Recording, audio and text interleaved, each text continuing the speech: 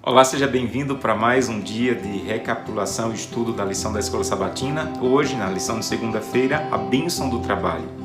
Um dos textos apresentados na lição está em Gênesis 2,15, que diz: Tomou, pois, o Senhor Deus ao homem e o colocou no jardim do Éden para o cultivar e o guardar. Gênesis 1 e 2 é conhecido como os capítulos que apresentam a criação do mundo. Mas essa é a visão que nós temos como cristãos vindo da cultura judaica. Há outras culturas pagãs que tinham também seus relatos sobre a criação. Os romanos tinham seu relato sobre a criação, os gregos tinham seu relato sobre a criação, e esses relatos, em alguns aspectos, parecem com o relato bíblico da criação em alguns detalhes, de um casal que foi criado, de uma cobra, de um ser que surgiu para enganar.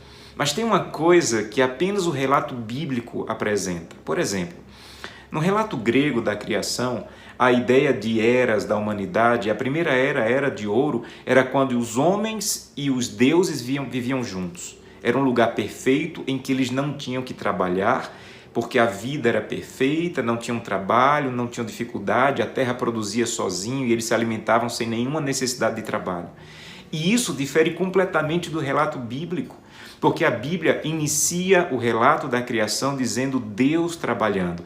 E no hebraico, a palavra para as obras de Deus é a mesma palavra usada para o trabalho humano.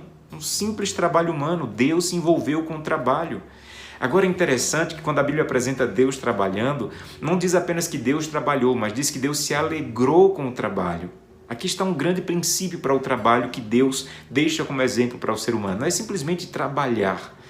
A cada final de dia, quando Deus terminava, ele se alegrava e via que foi muito bom o trabalho que ele havia feito naquele dia. Então, o primeiro princípio que a lição tenta nos apresentar na segunda-feira, o trabalho, ele pode trazer alegria porque ele não é fruto do pecado, ele veio antes do pecado. Segundo, Deus não apenas trabalhou para criar, mas Deus trabalhou para servir e cuidar do ser humano. Tudo que Deus criou, cada detalhe, era para criar e mostrar ao ser humano o seu amor, o seu cuidado, o seu amparo. Eu acho muito interessante ao pensar que Deus poderia ter criado só uma fruta. Ter dito, olha, para não ter muito trabalho, eu vou criar só a banana. Quem gostar de banana, goste de banana. Todos os nutrientes, todas as vitaminas já vou colocar nesse único fruto. Mas Deus disse, não vou trabalhar apenas para criar banana.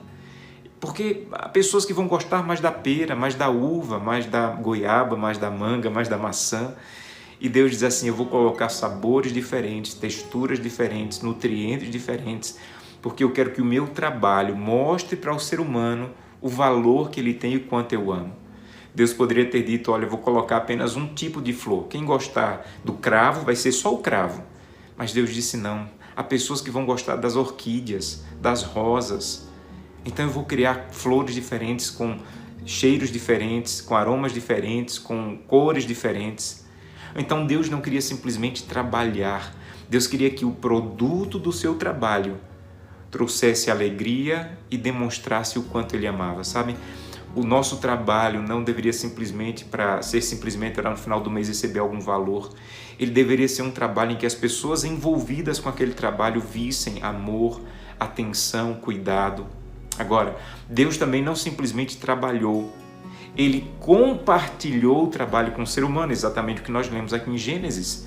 Deus não disse simplesmente, olha, o meu trabalho é tão perfeito, tão grandioso que você não precisa mais fazer nada. Deus sabia que o homem necessitava para que ele se mantivesse perto de Deus, a semelhança de Deus, ele necessitava ter uma vida ativa.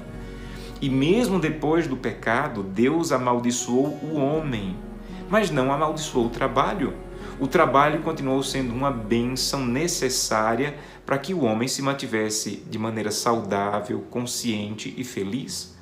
Então, o trabalho deve ser feito primeiro para trazer alegria, segundo para honrar o Criador do trabalho, terceiro para compartilhar com outras pessoas felicidade e bênção.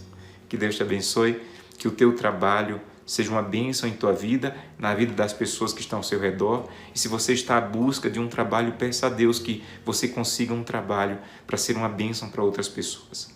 Um grande abraço e que Deus te abençoe.